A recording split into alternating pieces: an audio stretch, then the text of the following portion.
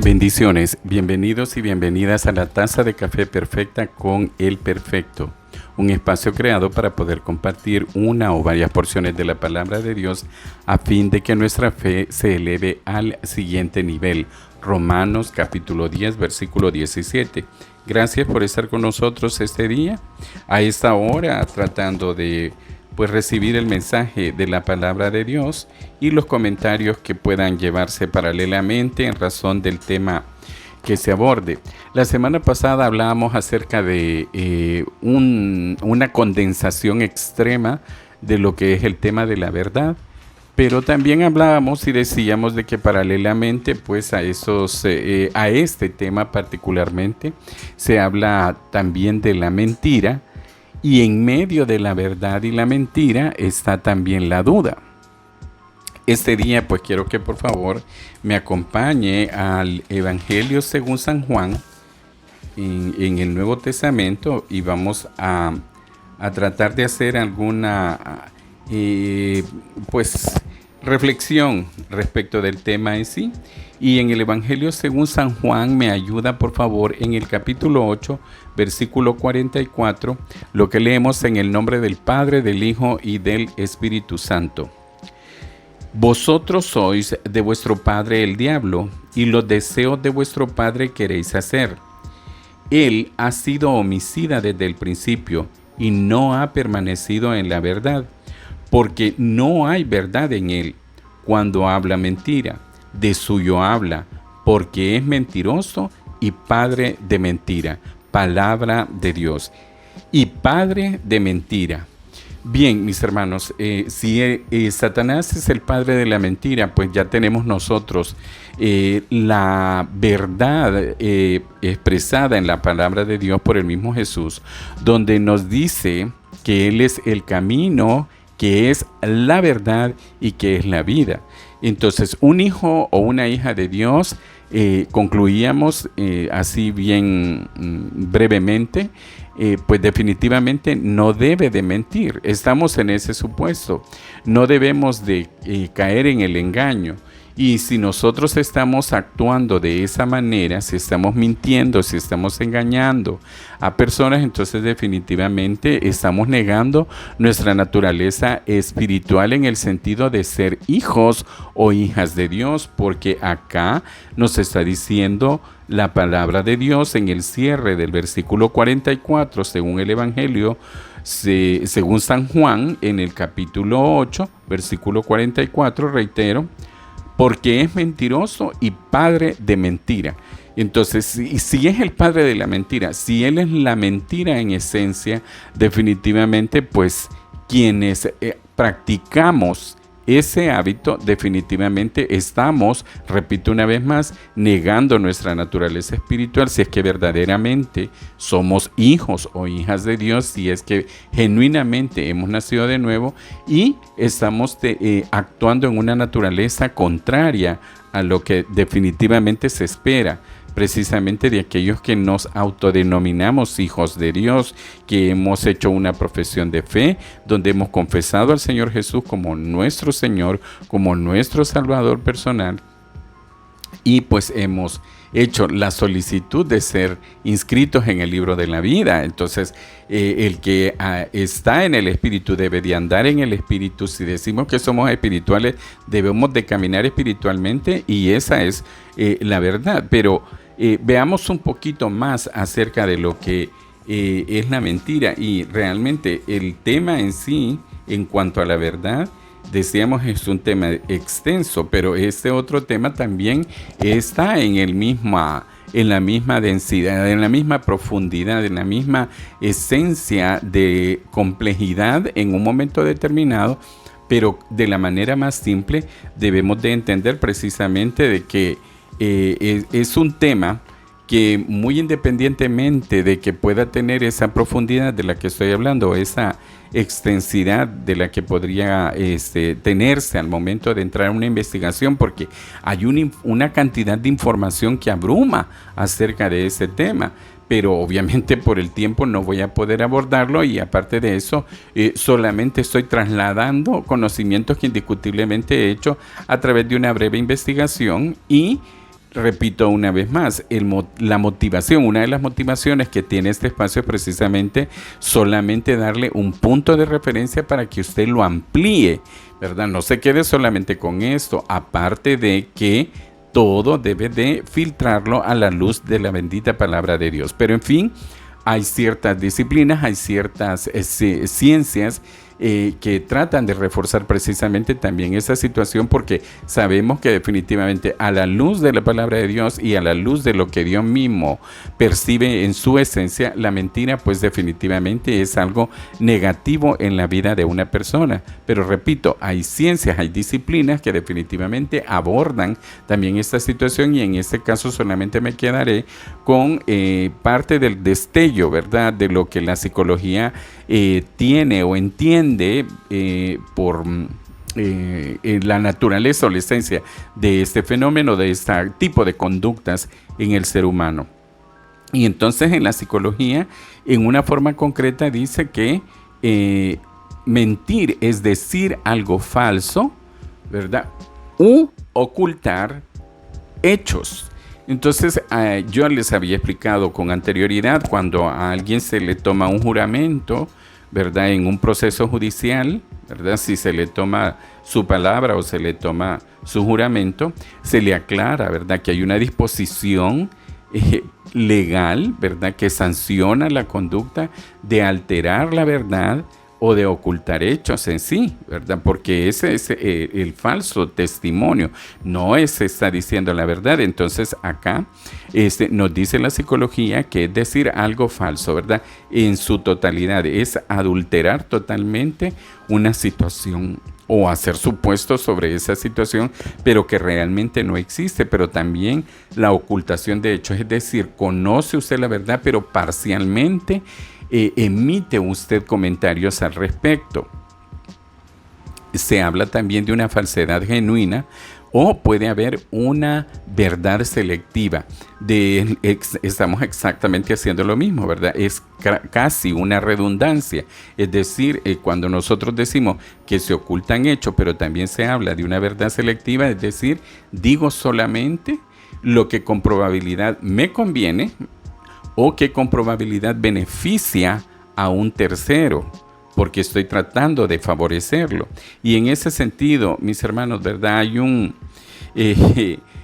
dentro de las motivaciones que se tienen para poder mentir, se dice que conductualmente hay un anhelo por ser aceptado, y esto nos empuja a mentir, ¿verdad? Y estamos hablando pues obviamente del hacer cotidiano, y en ese sentido vemos que siempre ha existido este fenómeno, y lo digo siempre porque nosotros no somos parte, o somos parte porque nos integramos forzosamente y hemos sido empujados obviamente a integrarnos a veces en situaciones de tecnología, que es lo que realmente pues va siendo la herramienta en el día a día, ¿verdad? Y vemos cómo se van actualizando, pero incurriendo precisamente en la exposición de lo que son las redes sociales, vemos cuánta gente pone de manifiesto esa situación que le empuja a mentir, porque tiene ese anhelo de ser aceptado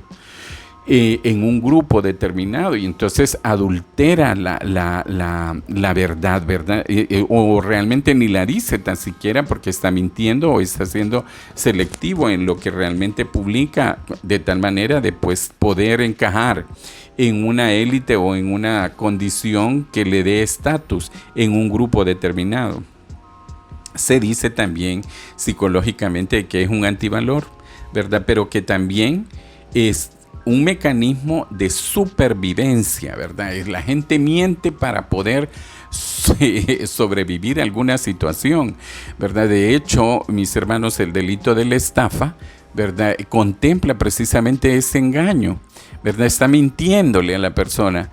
Y bueno, siempre recordándome de mis días de aula, donde yo estaba sentado, había un maestro, ¿verdad? Mi maestro, el licenciado Juan Héctor Larios fue mi maestro de Derecho Penal 1, y cuando veíamos el tema de la estafa, él decía de que, pues como es un engaño, ¿verdad?, al final de esto, pues no, él no debería de ser sancionado el estafador, sino que el estafado, porque hay muchas, como dicen hoy, ¿verdad? Dentro de los vocabularios actualizados o de moda, muchas banderas rojas que indican precisamente que la persona es mentirosa. O sea, yo no sé si usted, hermano o hermana, tiene ese espíritu de discernimiento y puede comprender cuando alguien está mintiendo. Y no solamente mentir, mis hermanos, para poder estafar en cuanto a la venta de un inmueble o estafar en cuanto a la venta de un vehículo o de hacer una inversión económica, etcétera, etcétera, etcétera, sino que muchas veces, mis hermanos y hermanas, lamentablemente también mentimos pretendiendo ayudarle a Dios.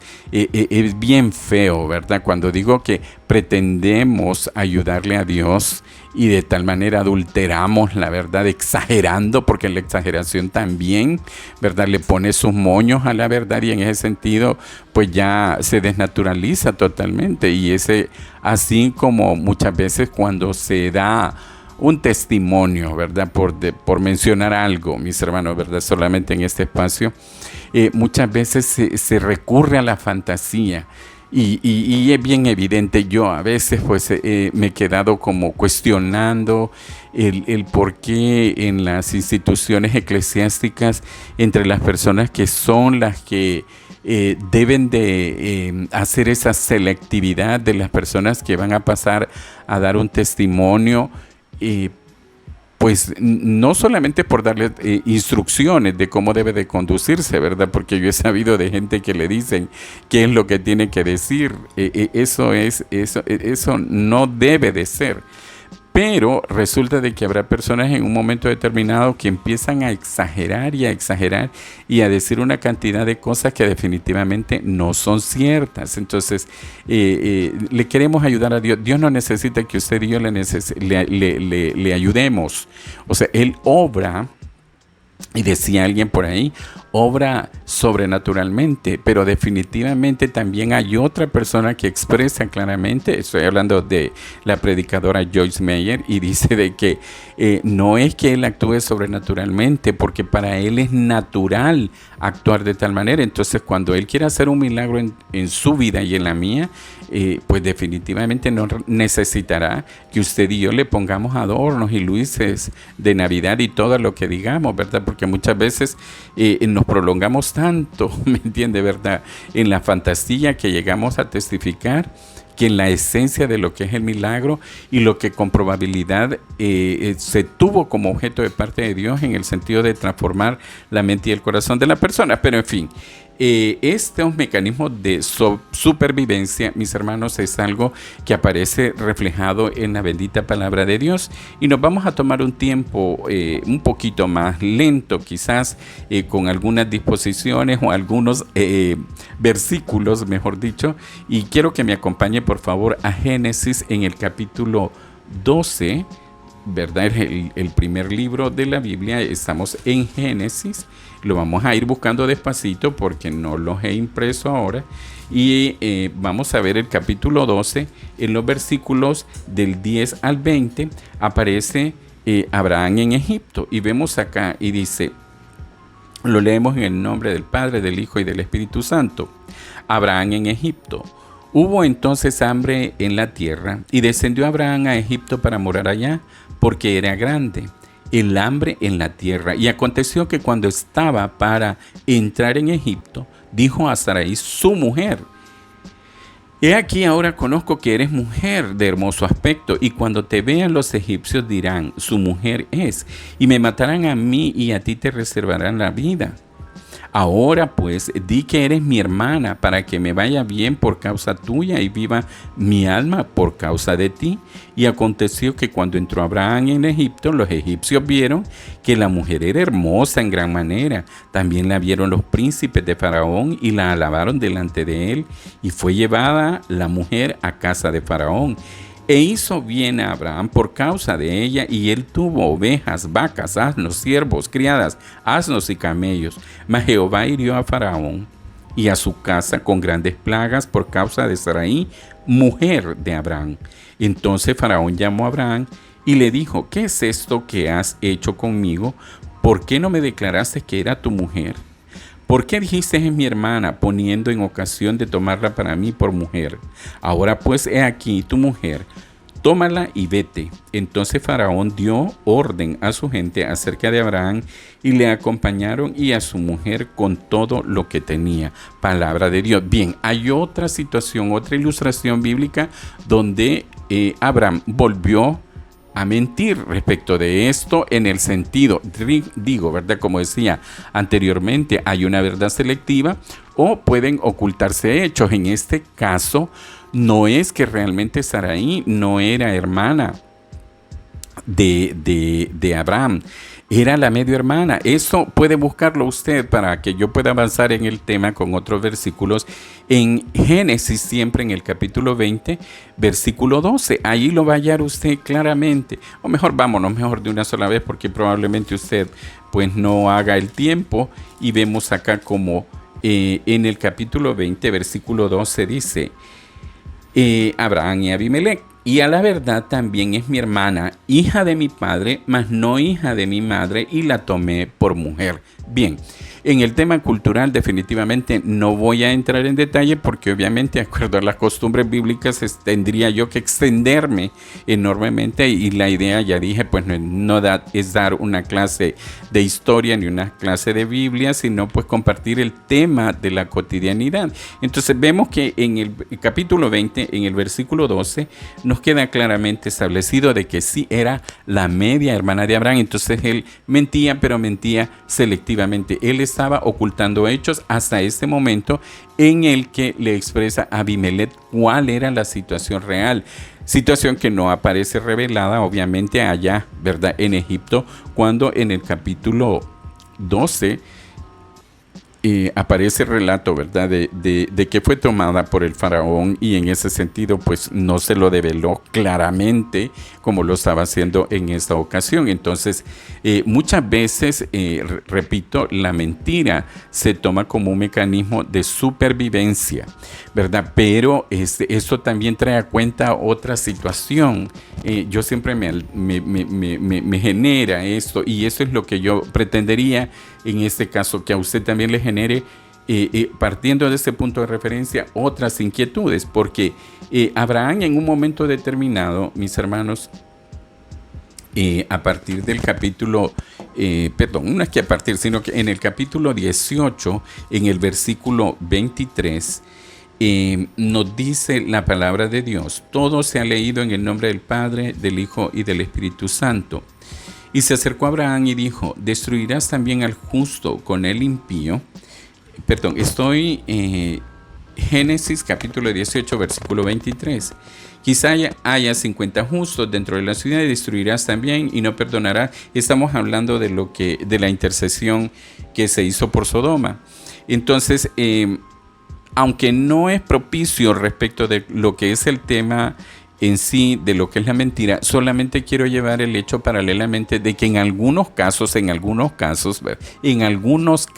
no estoy hablando ni estoy haciendo esa afirmación, se ha dicho por comentaristas que Abraham es el padre de la fe, ¿verdad? Porque a él se le justificó precisamente por la fe. Se manifiesta de que él es el que en aquel momento, ¿verdad? En el que él llevó a su hijo con pues la proyección de sacrificarlo, fue detenida la mano de él al momento de sacrificarlo por la mano de Dios, ¿verdad? Y Dios propició justamente la ofrenda para que pudiera ser sacrificada, y en ese sentido, pues la obediencia de Abraham, el sometimiento y la confianza que él tenía de que al final quizás su hijo pues no iba a morir, lo constituyó en ese pilar de fe dentro de su iglesia, ¿verdad? La iglesia del Señor, y es así como se le conoce el padre de la fe, aunque usted y yo, mi hermano y mi hermana, debemos de tener bien claro lo que nos dice Hebreos en el capítulo 12, versículo 2, ¿verdad? Me estoy saltando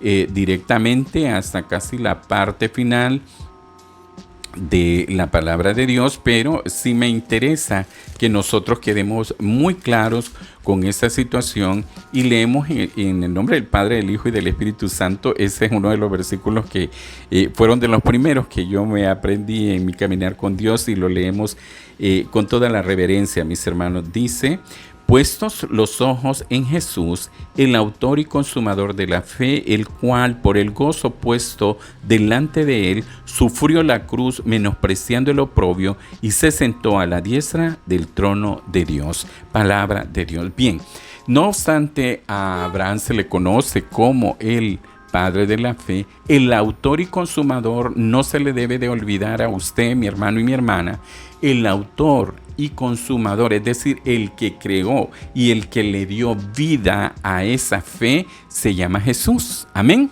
No hay otro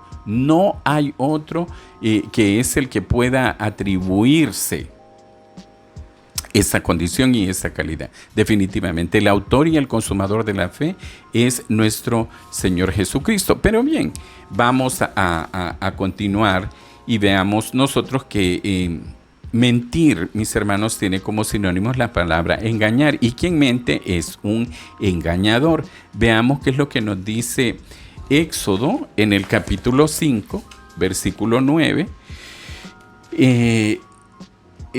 Vemos, ¿por qué estoy tratando de llevar esto, mis hermanos? Porque es a lo largo de la palabra de Dios. Si usted se va a la concordancia, definitivamente va a encontrar la palabra mentira en una gran cantidad de situaciones. En Éxodo capítulo 5, versículo 9, nos dice,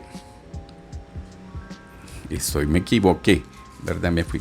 Éxodo capítulo 5, perdón por estar rellenando con la repetición. Nos dice, agrávese la servidumbre sobre ellos para que se ocupen en ella y no atienden a palabras mentirosas. Repito una vez más, agrávese la servidumbre sobre ellos para que se ocupen en ella y no atiendan a las palabras mentirosas. Ese es Moisés y Aarón ante Faraón. Esa situación, mis hermanos, la estaba profiriendo, ¿verdad?, el faraón, mis hermanos. Lo que debemos de rescatar aquí es de que una mente ocupada, ¿verdad?, no es que la situación en sí no es una cosa que está diciendo ni Moisés, ¿verdad?, ni la está diciendo Dios, sino que es una palabra de parte de faraón. Lo que está diciendo que una mente ocupada, mis hermanos, difícilmente podrá estar fraguando una mentira, ¿verdad? Una mente ocupada en cosas positivas, porque con probabilidad si es una mente ocupada para poder defraudar, para poder pues obviamente hacer la estructura de un objetivo que definitivamente va a destruir o a minar el patrimonio o la dignidad o la posición de una persona, pues definitivamente sí, ¿verdad? Pero hablamos de el ocuparnos nosotros de una manera positiva, definitivamente. Una persona que está ocupada en las cosas de Dios difícilmente estará en una condición de poder tener una predisposición para poder mentir, pero eso requiere de un trabajo directamente en la obra de nuestro Señor Jesucristo. Veamos también ahora qué es lo que nos dice Éxodo capítulo 23. Como les decía, si usted se va a una concordancia, mi hermano, hay una cantidad de versículos que hablan acerca de lo que es la mentira y de lo que es el engaño, ¿verdad? Yo solamente voy a tratar de hacer un mero y brevísimo espacio para poder arguir esta situación. En Éxodo capítulo 23, versículo 7 dice, de palabra de mentira te alejarás y no matarás al inocente y justo, porque yo no justificaré al impío. Repito una vez más, de palabra de mentira te alejarás y no matarás al inocente y justo, porque yo no justificaré al impío. Esto, mis hermanos, está en el capítulo que viene, arrastrándolo desde el capítulo 22 en el versículo 16, donde habla de las leyes humanitarias. Mi hermano, la convivencia entre nosotros como personas, secularmente o eclesiásticamente, ¿verdad? Yo no voy a decir religiosamente porque obviamente sabemos que no entra lógicamente en ese tema, sino que espiritualmente, mi hermano, definitivamente debemos de alejarnos de toda palabra de mentira. Eso es el deber ser, ¿verdad? Pero el ser, lamentablemente, repito una vez más, dentro del pueblo de Dios, la mentira es parte de un gran estandarte, mis hermanos, ¿verdad? Y sobre todo, repito, quizás como yo me muevo en ese ámbito, ¿verdad? Y lo conozco perfectamente. Particularmente, mis hermanos, ¿verdad? Con los que servimos o, entre comillas, manifestamos servirle a Dios, ¿verdad? Estamos empapados de mentira, mi hermano, ¿verdad? Y muchas veces mentira no es solamente hablar algo que no es real, tal como lo decíamos, no solamente es hablar un engaño en sí, no es solamente ocultar hechos, no es solamente decir algo falso, sino que precisamente aún con nuestra presencia dentro de la iglesia estamos pretendiendo engañar a Dios. A Dios no lo vamos a engañar jamás. Ya dijimos la semana pasada cuando hablábamos acerca de la verdad, y hacíamos alusión a Primera de Crónicas 28:9, que nuestro bendito Padre Celestial conoce todo intento de los pensamientos. Entonces, usted podrá intentar pensar que va a engañar a Dios, pero a Dios no lo va a engañar. Y nos lo dice también su bendita palabra. No os engañéis, Dios no puede ser burlado. No nos engañemos, mi hermano, definitivamente. Mire, muchas veces realmente es necesario que nos sentemos a escuchar la palabra de Dios, ¿verdad? Recibir la instrucción, a que nos sentemos a leerla directamente, a buscar que Dios nos hable y que llene nuestra mente. Miren, mis hermanos, si nosotros queremos ser llenos de Dios, tenemos de vaciarnos de toda la basura que traemos del mundo. Y estoy hablando tanto para el que acaba de llegar ahorita, que le es mucho más fácil, que para los que ya tenemos muchos años, ¿verdad? De andar con la chancleta ahí en el camino del Señor, haciendo fechorías, mintiendo, mis hermanos, diciendo cosas falsas, ocultando hechos verdaderamente, engañando, pero engañando a los hermanos, porque a Dios no lo vamos a engañar, definitivamente. Rapidito, nos vamos a Proverbios en el capítulo 6, versículo 17, si me acompaña. Por favor, no los estoy regañando, mis hermanos y amigos, definitivamente ya no me van a escuchar la próxima semana, así como se ha diezmado toda la audiencia, pero la verdad de las cosas es que lo hago con mucho amor, mis hermanos, aunque como he dicho siempre no tengo suavitel en mi boca, ¿verdad? Ni en mi garganta, no quiere decir que no tenga amor para compartir la palabra de Dios. Vea, lo que dice Proverbios capítulo 6, versículo 17, y nos expresa claramente: los ojos altivos, la lengua mentirosa, las manos derramadoras de sangre inocente, el corazón que maquina pensamientos inicuos. Estas, de acuerdo al versículo 16, son cosas que aborrece Jehová, y aún 7 abomina su alma. Mi hermano, lengua mentirosa. Lengua mentirosa es abominación ante Jehová. Pero mire también en Proverbios 12:22, que es lo que nos dice la palabra. Y lo leemos siempre en el nombre del Padre, del Hijo y del Espíritu Santo.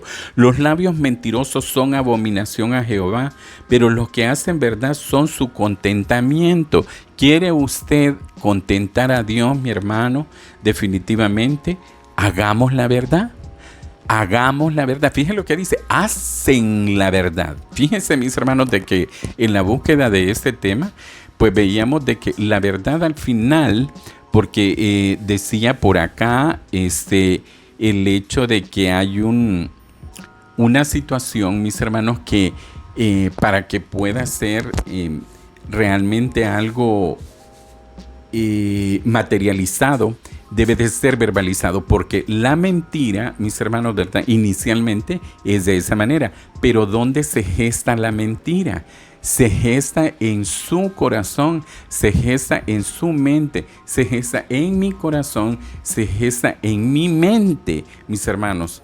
Entonces, pero luego cuando se materializa es precisamente cuando nosotros decimos o hacemos el engaño, mi hermano. Así como se hace la verdad, tal cual lo está diciendo el Señor, también hacemos la mentira, mis hermanos. Estructuramos todo eso, nos vamos a eso. Dicen a veces, ¿verdad?, que la mentira tiene patas cortas, mis hermanos, pero a veces definitivamente esas patitas cortas también caminan muy lejos y causan daño tremendísimamente en la vida de la persona que ejerce la mentira, pero también en la persona que padece la mentira. Mis hermanos, fíjense de que en Primera de Juan, ¿verdad? Encontraba yo justamente el hecho de que este hombre fue uno de los que más habló al respecto. Y fíjese que en el capítulo 1, versículo 10 dice: si decimos que no hemos pecado, le hacemos a él mentiroso y su palabra no está en nosotros. Mi hermano, yo ya voy otra vez nuevamente con esto. Yo ya se los he dicho. Los santísimos, ¿verdad? Les digo así porque mi mamá tenía una compañera en su trabajo que así le decían la Santísima, porque la señora, ¿verdad? Tenía una carita que no quebraba un plato, ¿verdad? Definitivamente enfrente de todas las personas que eran las jefes de ella, ¿verdad? Bueno, eran unas monjas. Pero tenía una lengua y un corazón esa señora tan malvado, ¿verdad? Pero ella era la Santísima. Entonces les he dicho, yo tengo alergia a los santísimos, mis hermanos. Y aquí lo está diciendo. Si decimos que no hemos pecado, le hacemos a él mentiroso. Fíjense bien, ya no solamente es usted el mentiroso, ya no solamente soy yo, sino que también le hacemos mentiroso a Dios porque decimos que no hemos pecado. Pero mire lo que dice en el capítulo 2, siempre en esa epístola, en el versículo 22. ¿Quién es el mentiroso sino el que niega que Jesús es el Cristo? Este es el anticristo, el que niega al Padre y al Hijo. Mi hermano, no necesariamente vamos a ver al anticristo en los términos que Hollywood nos lo ha presentado. Usted y yo nos volvemos anticristo cuando negamos a Cristo. ¿Cuándo negamos a Cristo? Cuando pisoteamos su sangre, mis hermanos, deliberadamente. Es así, mi hermano. Usted y yo nos volvemos... ¿Qué es anticristo? Anticristiano. Es eso. Simple y sencillamente. No se complique. No trate de llegar a las profundidades teológicas, ¿verdad? De lo que quiere significar. Es anticristo, anticristiano, mi hermano. Usted y yo nos volvemos anticristianos cuando pisoteamos la sangre de nuestro Señor Jesucristo. Pero vea, en el capítulo 4, versículo 20 dice: si alguno dice yo amo a Dios y aborrece a su hermano, es mentiroso. Pues el que no ama a su hermano, a quien ha visto, ¿cómo puede amar a Dios a quien no ha visto? Hello. Lo leo nuevamente. Si alguno dice yo amo a Dios y aborrece a su hermano, es mentiroso. Pues el que no ama a su hermano, a quien ha visto, ¿cómo puede amar a Dios a quien no ha visto? Bien, y el amor, mis hermanos, no es en los términos, ridículos, ¿verdad? De lo que el mundo nos ha enseñado que es el amor, ¿verdad? Sino que es el amor de Dios. Si la esencia del amor de Dios está en usted y en mí, es de esa manera que debemos de amar a nuestro prójimo, mi hermano, derramando misericordia sobre la vida de ellos, no haciendo exclusiones, mis hermanos, ¿verdad? Tontas, que al final de cuentas yo creo que dependerá de la madurez de cada una de las personas el valorar eso, ¿verdad? Si a mí Dios me toma en cuenta, es lo que me basta y me sobra. Y, mis hermanos, en Apocalipsis capítulo 21, versículo 8, vamos cerrando, ¿verdad? Nos fuimos desde Génesis, fuimos por Éxodo, pasamos por algunos, pero vamos ahora en el capítulo 21, versículo 8, donde vemos la recompensa de aquellas personas que hemos sido mentirosas y que hemos sido engañadores. Está leído en el nombre del Padre, del Hijo y del Espíritu Santo. Pero los cobardes e incrédulos, los abominables y homicidas, los fornicarios y hechiceros, los idólatras y todos los mentirosos tendrán su parte en el lago que arde con fuego y azufre, que es la muerte segunda. Palabra de Dios. Bien, mi hermano. Número 1, asegúrese de que el padre de mentira, que es Satanás, no sea su padre, ¿verdad? Porque este es su destino final. Y ese será mi destino final. Si nosotros nos proponemos dentro de nuestros hábitos saludables, espiritual y secularmente, el no tener la mentira como banderín en el día a día, pues definitivamente estaremos caminando en esa búsqueda de la esencia de Dios, porque la presencia de Dios está en nuestras benditas vidas. Solamente quiero, para cerrar, ¿verdad? Porque ya me pasé un montón de tiempo de acuerdo a lo que hemos estado acá. Normalmente, pero espero que valga la pena, por lo menos para los dos que puedan escucharlo. Dice la autora de este artículo, que es la señora Cristina Comanfort, que nosotros mentimos para salvar las apariencias, para evitar los sentimientos, para evitar herir los sentimientos de otras personas, para impresionar a los demás, para eludir responsabilidades y para ocultar fechorías. Luego nos dice esa misma autora en su artículo Alma, Corazón y Vida, nos dice claramente que según una investigación, tanto hombres como mujeres mienten en aproximadamente una quinta parte de sus intercambios sociales de más de 10 minutos, aunque las mujeres son más propensas a decir mentiras altruistas. Mentira es mentira, mi hermano, y definitivamente pues no podemos justificarla, ¿verdad?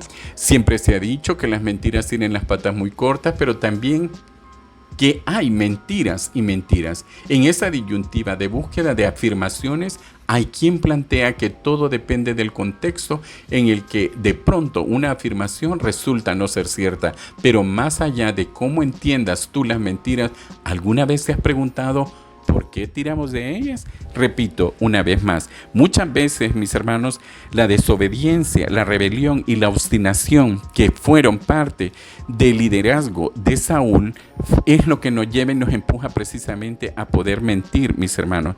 Y en ese sentido,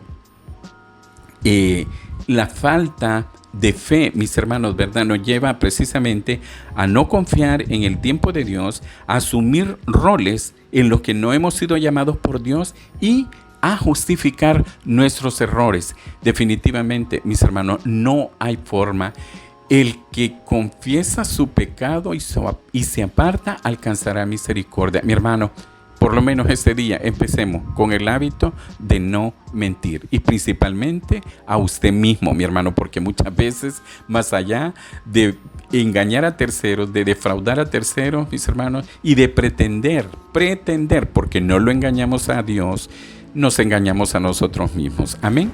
Y nos lo dice la palabra: no os engañéis, Dios no puede ser burlado. Muchísimas gracias por su tiempo. Son 37 minutos que espero que valgan la pena, mi hermano. Nos escuchamos la próxima semana, si Dios lo permite, y usted también.